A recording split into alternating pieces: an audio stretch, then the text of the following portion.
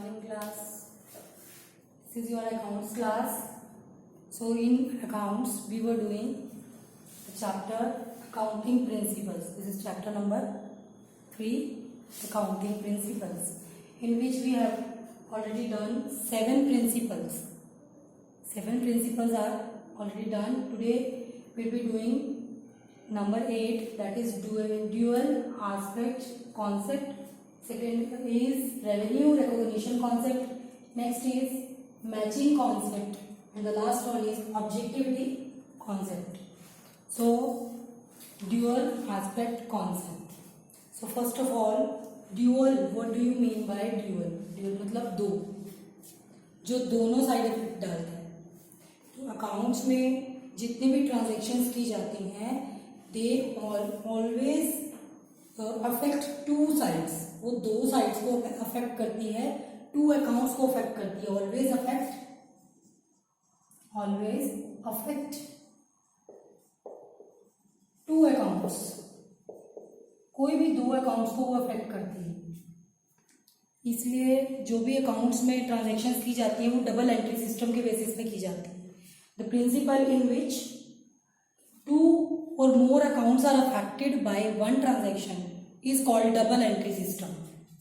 Double entry system के basis पे इसमें एंट्रीज की जाती हैं हमारे अकाउंट्स में. इसमें क्या होता है, जैसे इसमें या तो दोनों ही वन साइड पे अफेक्ट करती हैं, that means I will be telling you in detail.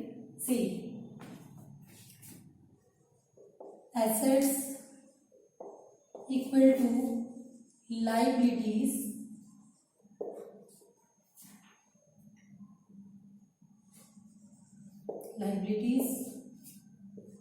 Plus capital.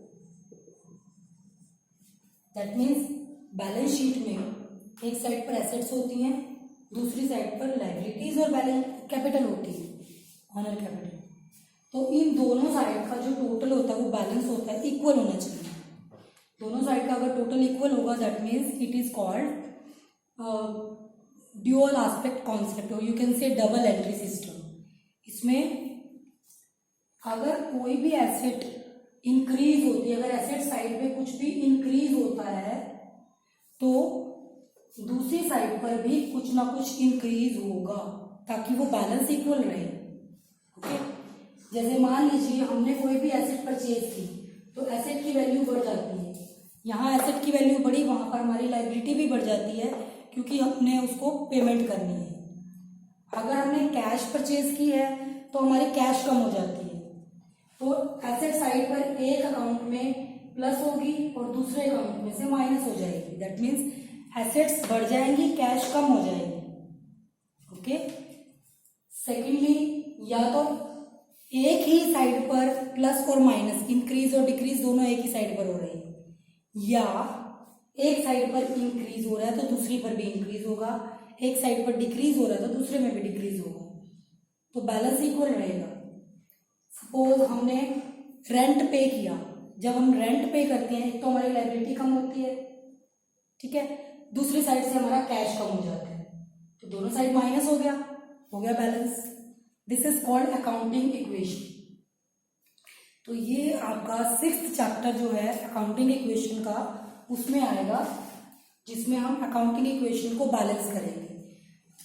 तो ड्यूअल एस्पेक्ट कॉन्सेप्ट के अकॉर्डिंग कोई भी ट्रांजैक्शन जो होती है वो या तो दोनों अफेक्ट एक ही साइड पर होते हैं, इंक्रीज और डिक्रीज, या फिर एक साइड पर इंक्रीज हो रहा है तो दूसरी पर भी इंक्रीज होगा किसी अकाउंट में, एक में डिक्रीज होता है तो दूसरे साइड पर भी डिक्रीज होगा. That means it will affect always two accounts, minimum 2 accounts. 3 भी हो सकते हैं, लेकिन ऑलवेज 3 किस केस में होते हैं, जैसे कि मान लीजिए हमने कोई प्रोडक्ट सेल किया, ठीक है, तो हमारा जो क्लोजिंग स्टॉक है वो कम हो जाएगा. स्टॉक कम होगा जब हम प्रोडक्ट सेल कर रहे हैं, तो हमारा जो स्टॉक है वो कम हो जाएगा. मान लीजिए हमने 500 रुपीज कॉस्ट का, जब हमने वो प्रोडक्ट बनाया था तो 500 रुपीज लगे, तो कॉस्ट हो गई 500 रुपीज. तो 500 कॉस्ट का प्रोडक्ट हमने 800 रुपीज में सेल कर दिया, तो सेलिंग प्राइस हो गई 800 रुपीज. सो 500 तो हमारा स्टॉक गया, यानी कि स्टॉक हमेशा कॉस्ट पे माइनस किया जाता है या प्लस किया जाता है। स्टॉक की वैल्यू हमेशा कॉस्ट पे ली जाती है। तो हमने क्या किया, स्टॉक हमारा होता है एसेट, क्लोजिंग स्टॉक। तो इस साइड से हमारा 500 रुपीज कम हो गया, स्टॉक कम हो गया। सेकेंडली 800 रुपीज ऐड हो जाएंगे क्योंकि हमारी कैश आ गई। अगर हमने कैश सेल किया तो हमारी कैश आ गई, तो -5 + 800, तो नेट इफेक्ट होता है 300। जब हमने 500 की चीज को 800 में बेचा तो हमें 300 रुपीज का प्रॉफिट हुआ, and profit is always added to owner's capital. तो 300 यहाँ पर ऐड हो गया, इक्वल हो गया दोनों side. 800 - 500 that is 300 and 300 is added in this side. तो इसने 3 अकाउंट्स को अफेक्ट किया, स्टॉक को किया, सेकेंडली कैश को किया, थर्डली कैपिटल को किया। लेकिन इसका बैलेंस हमेशा बराबर रहेगा, दोनों साइड इक्वल रहेंगी।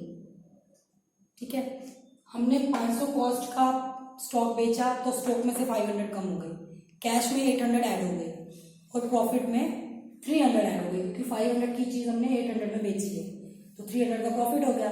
सिमिलरली अगर ये लॉस होता तो यहाँ पे 500 की चीज को 400 में बेचा होता, यहाँ पर 500 माइनस हुए और यहाँ 400 ऐड होते, तो यहाँ पर माइनस का 100 आ गया।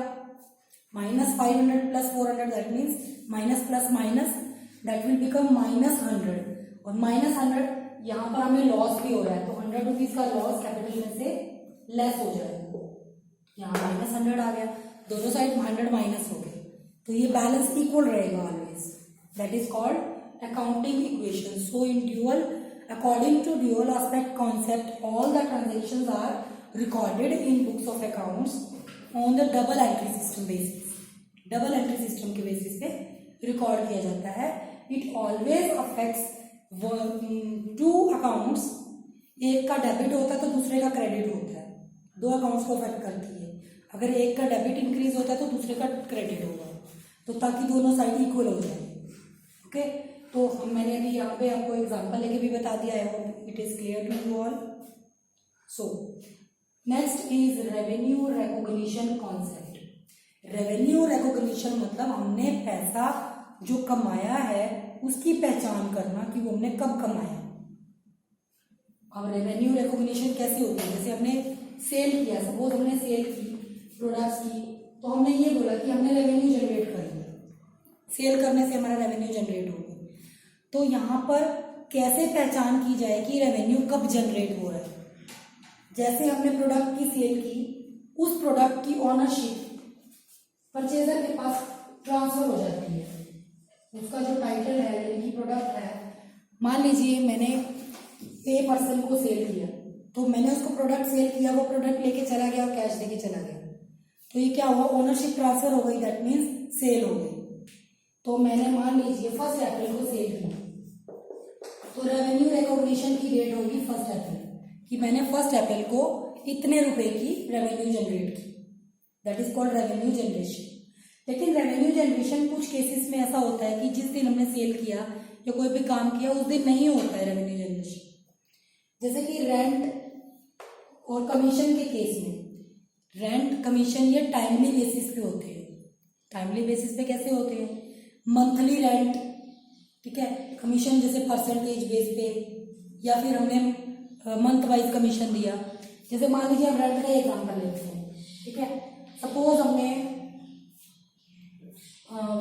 1 अप्रैल को 15 अप्रैल हमने 15 अप्रैल को 2020 को 2 मंथ्स का रेंट, 2 मंथ्स रेंट पे किया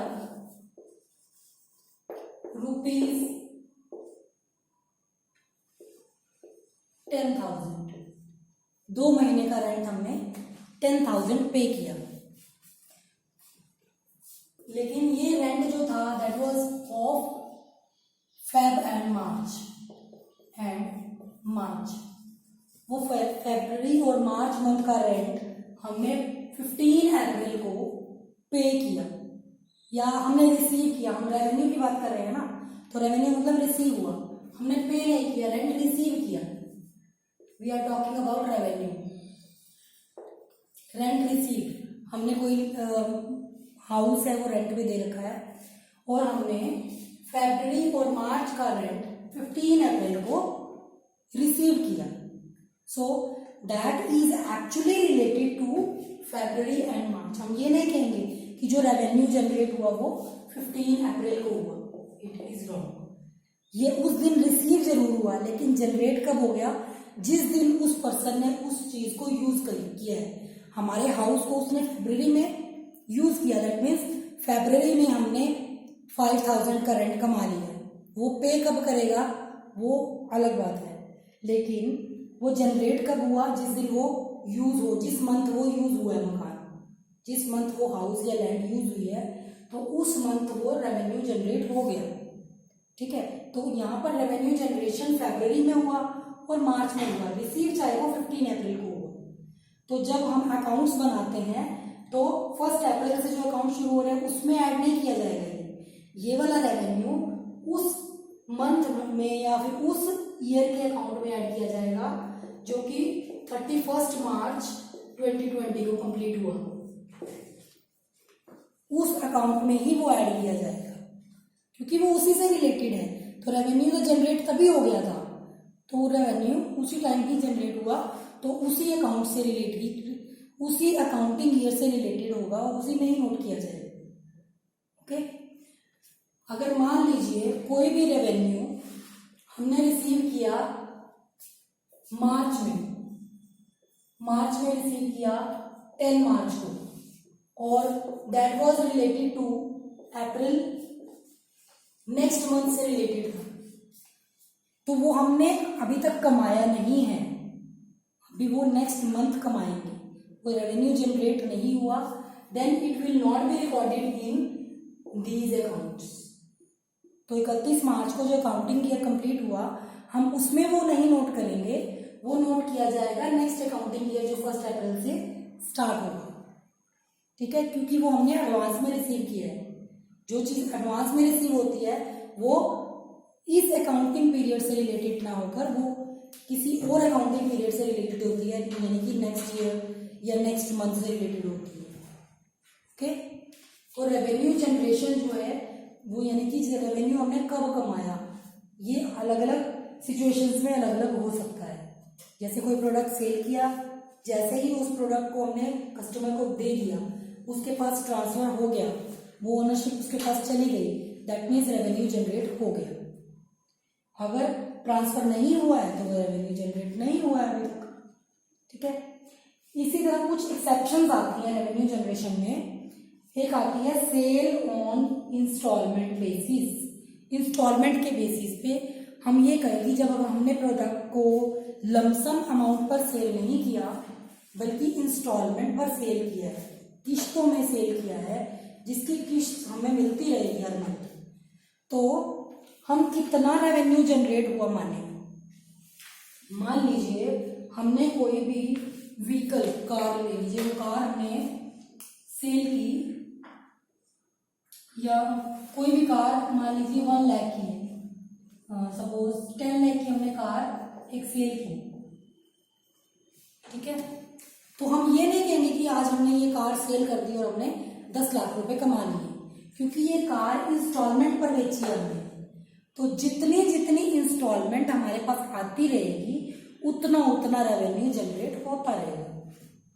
ओके, तो रेवेन्यू जनरेशन इंस्टॉलमेंट के केस में कैसे होता है, जितना जितना अमाउंट का इंस्टॉलमेंट आता रहेगा उतना रेवेन्यू रिकॉग्नाइज करते रहेंगे कि इस टाइम पर इतना रेवेन्यू जनरेट हो गया, तो उस अकाउंटिंग पीरियड में वो नोट कर लिया जाएगा जिस अकाउंटिंग पीरियड में वो इंस्टॉलमेंट हमें रिसीव हुई।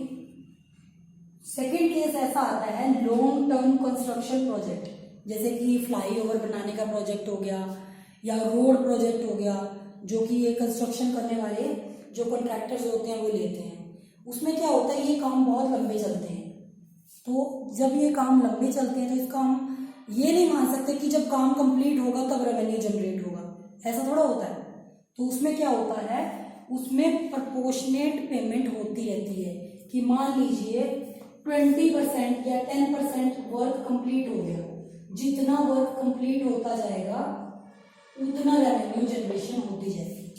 मान लीजिए टोटल वर्क का 20% कंप्लीट हो गया, तो 20% की पेमेंट रिसीव हो जाएगी और वो 20% रेवेन्यू माना जाएगा कि जनरेट हो गया। Is it clear?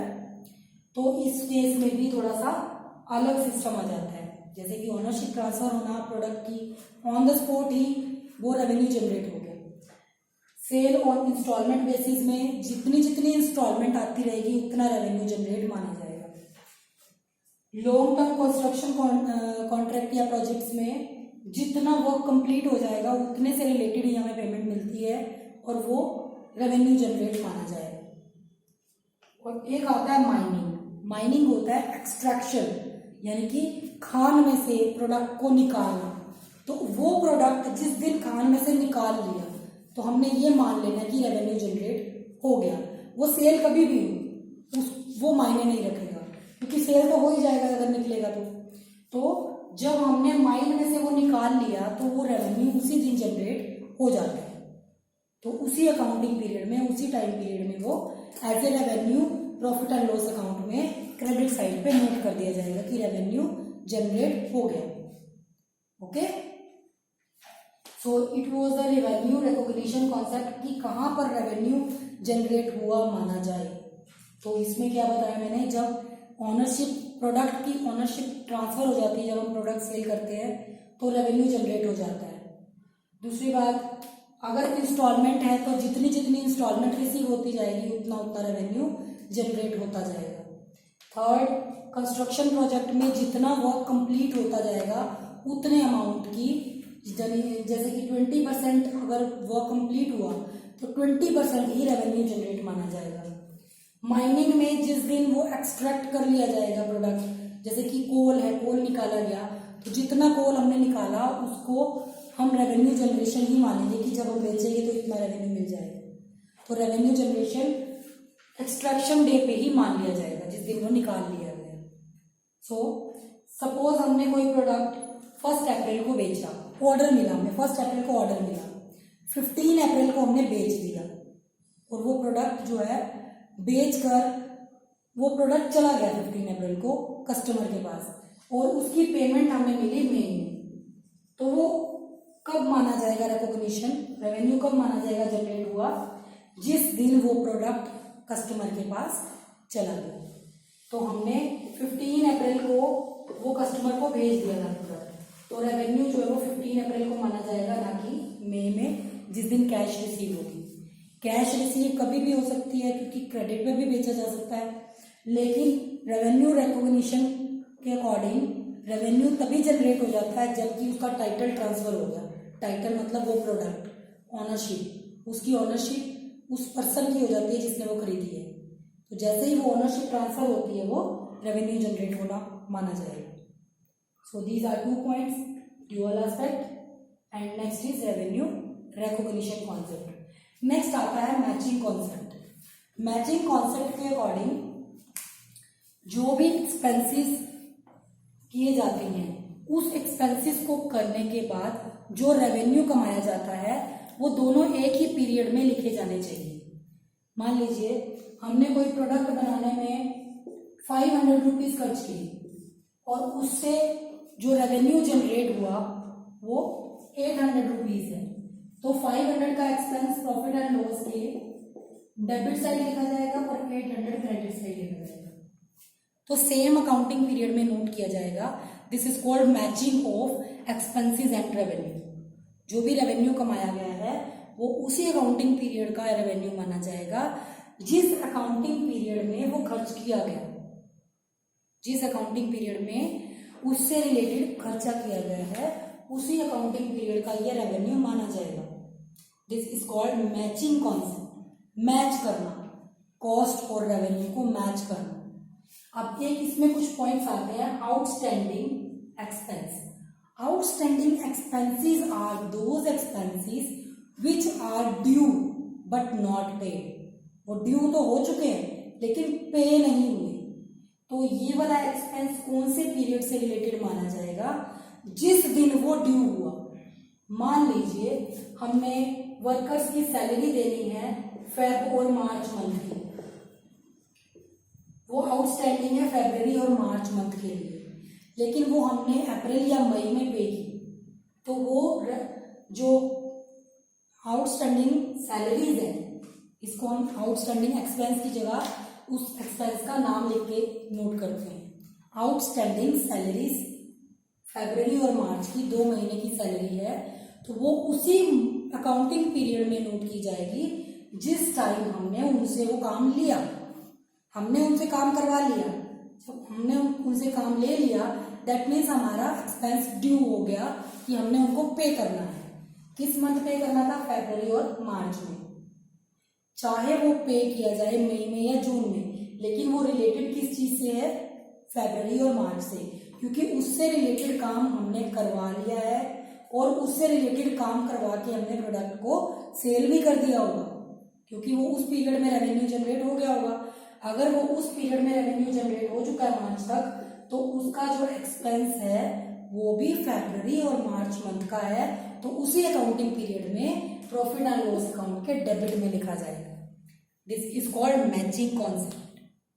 ओके, तो मैचिंग कॉन्सेप्ट में क्या होता है? जिस अकाउंटिंग पीरियड का एक्सपेंस होगा वो उसी अकाउंटिंग पीरियड में नोट किया जाएगा, क्योंकि उससे रिलेटेड रेवेन्यू हम उस अकाउंटिंग पीरियड में कमा लेते हैं। तो जहां रेवेन्यू वहीं पर उसका एक्सपेंस आएगा। अगर रेवेन्यू एक अकाउंटिंग पीरियड में नोट किया गया है तो उसी अकाउंटिंग पीरियड में उसका एक्सपेंस भी नोट किया जाएगा। Expense will be return on the debit side of profit and loss account and revenue will be return on the credit side of profit and loss account, ताकि उन दोनों से ये क्लियर हो जाए कि रेवेन्यू और एक्सपेंस को का डिफरेंस निकालकर हमें इनकम कितनी हुई। रेवेन्यू होता है टोटल ग्रोस सेल, जो हमने सेल किया, एक्सपेंस होता है जो उस पर खर्च किया, और दोनों का डिफरेंस मतलब जितना हमें प्रॉफिट हुआ। तो हमें कितना प्रॉफिट हुआ वो तभी पता लगा पाएंगे जब उसी पीरियड का एक्सपेंस और उसी पीरियड का रेवेन्यू एक अकाउंटिंग पीरियड में नोट किया जाए, तभी उन दोनों का डिफरेंस निकाला जाएगा। नेक्स्ट आता है प्रीपेड एक्सपेंस। प्रीपेड, प्री मतलब पहले, हमने पहले ही पे कर दिया। जब हम कोई एक्सपेंस पहले ही पे कर देते हैं लेकिन वो इस अकाउंटिंग पीरियड से रिलेटेड नहीं है, क्योंकि उससे रिलेटेड काम हम बाद में लेने वाले हैं, तो that means it is related with the next accounting period. तो उस एक्सपेंस को जब भी हम नोट करेंगे, रिकॉर्ड करेंगे, that will be recorded in the period in which we will take the work, जिस टाइम हम वर्क लेंगे। जैसे कि मान लीजिए हमने इंश्योरेंस जो है पे कर दिया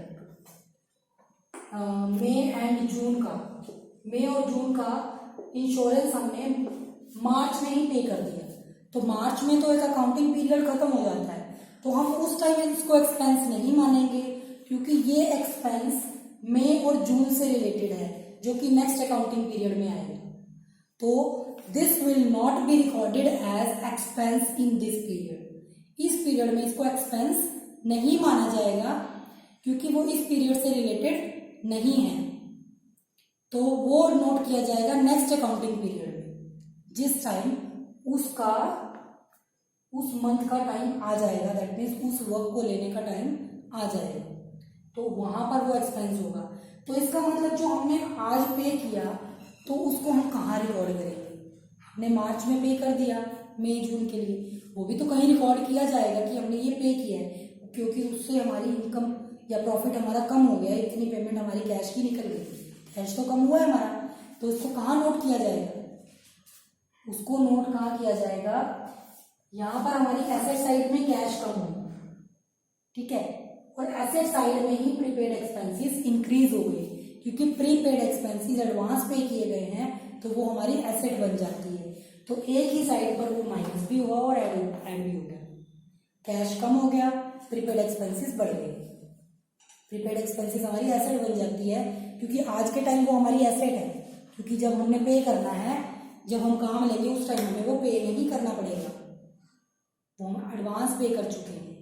तो एक्सपेंस तो वो माना जाएगा मई और जून का, वो नेक्स्ट अकाउंटिंग पीरियड में प्रॉफिट एंड लॉस अकाउंट में लिखा जाएगा, लेकिन वो मार्च के मंथ में वो बैलेंस शीट में एसेट साइड में रिकॉर्ड किया जाएगा।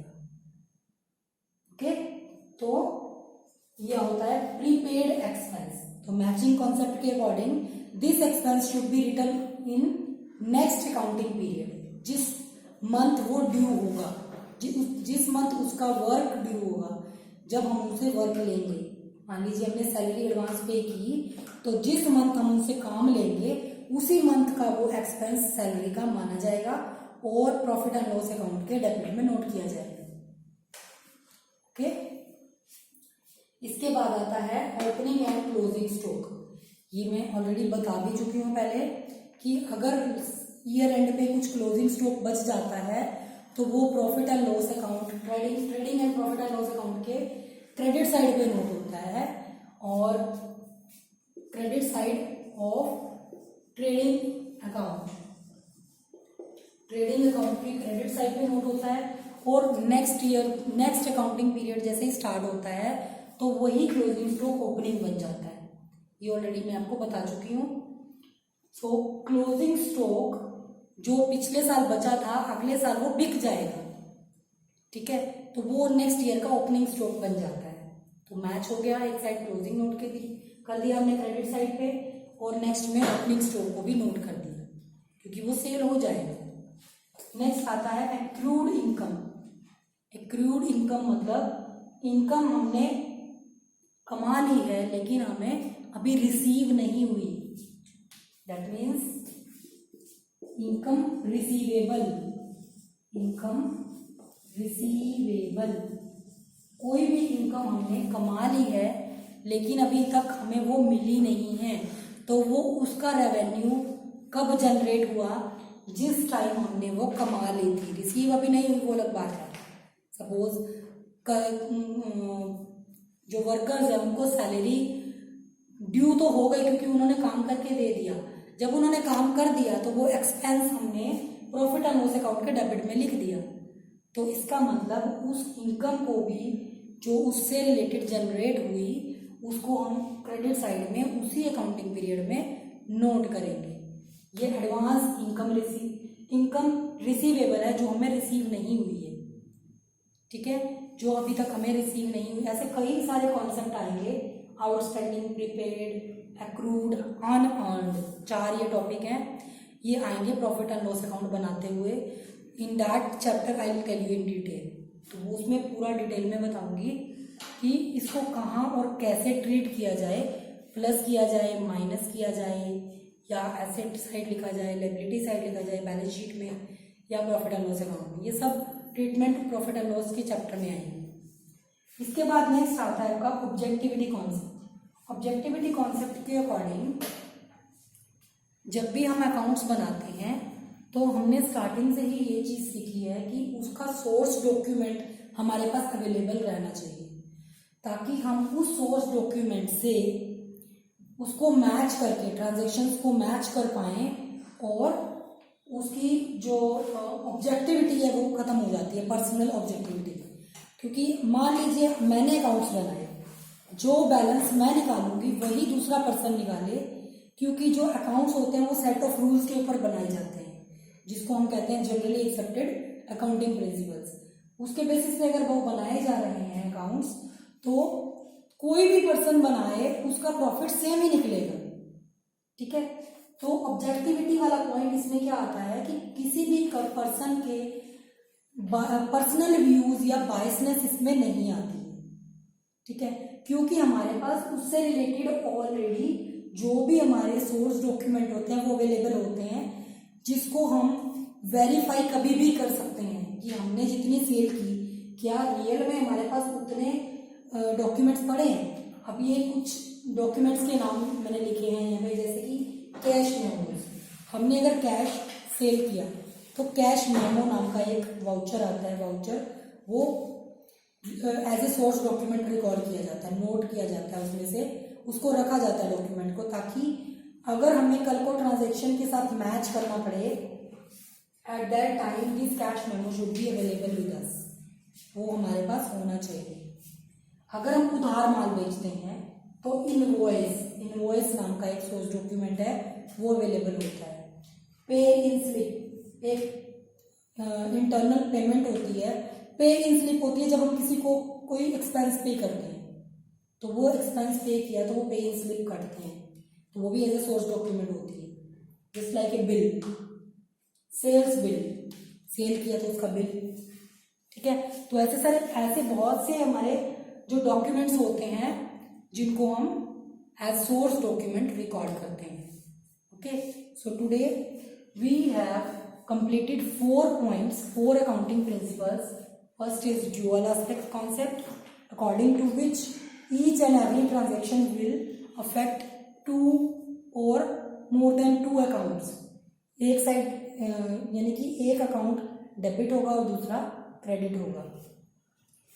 सेकेंड है revenue recognition concept. Revenue recognition मतलब रेवेन्यू कब कमाई गई मानी जाए, जिसमें मैंने बताया था कि जब ऑनरशिप प्रोडक्ट की ट्रांसफर हो जाती है तो वो मानी जाती है कि हमने रेवेन्यू कमा लिया। इंस्टॉलमेंट के केस में जितनी जितनी इंस्टॉलमेंट आती रहेगी उतनी रेवेन्यू मानी जाएगी। कंस्ट्रक्शन प्रोजेक्ट में जितना काम कंप्लीट हुआ उतनी पेमेंट रेवेन्यू रिकॉग्निशन में इंक्लूड होगी। माइनिंग में जिस दिन एक्सट्रैक्ट हो गया प्रोडक्ट उस दिन रेवेन्यू जनरेशन मानी जाएगी, चाहे वो प्रोडक्ट सेल हुआ या नहीं हुआ। नेक्स्ट मैचिंग कॉन्सेप्ट, जिस टाइम पीरियड से रिलेटेड वो एक्सपेंस है उसी टाइम पीरियड में उसका रेवेन्यू जनरेट हुआ माना जाएगा और दोनों सेम पीरियड में रिकॉर्ड किए जाएंगे। ऑब्जेक्टिविटी कॉन्सेप्ट के अकॉर्डिंग इसमें कुछ सोर्स डॉक्यूमेंट होते हैं जिससे वेरीफाई किया जा सके कि हमारे जो अकाउंट्स बने हैं वो बिल्कुल सही बने हैं, तो इसके लिए सोर्स डॉक्यूमेंट होने ज़रूरी है। यहाँ पर ऑब्जेक्टिविटी का कॉन्सेप्ट खत्म हो जाता है। कोई भी पर्सन अकाउंट बनाए तो उसका जो बैलेंस है वो सेम आता है, चाहे कोई भी पर्सन बनाए, क्योंकि वो जो अकाउंट्स बनाए जा रहे हैं वो कुछ सेट रूल्स के बेसिस पे बनाए जा रहे हैं। चाहे ए पर्सन बनाए या बी, सेम आएगा उसका रिजल्ट, क्योंकि हमारे पास सोर्स डॉक्यूमेंट वेरिफिकेशन के लिए ऑलवेज अवेलेबल रहेगी। So these are the accounting principles. In next class we will take the accounting conventions. Okay, thank you.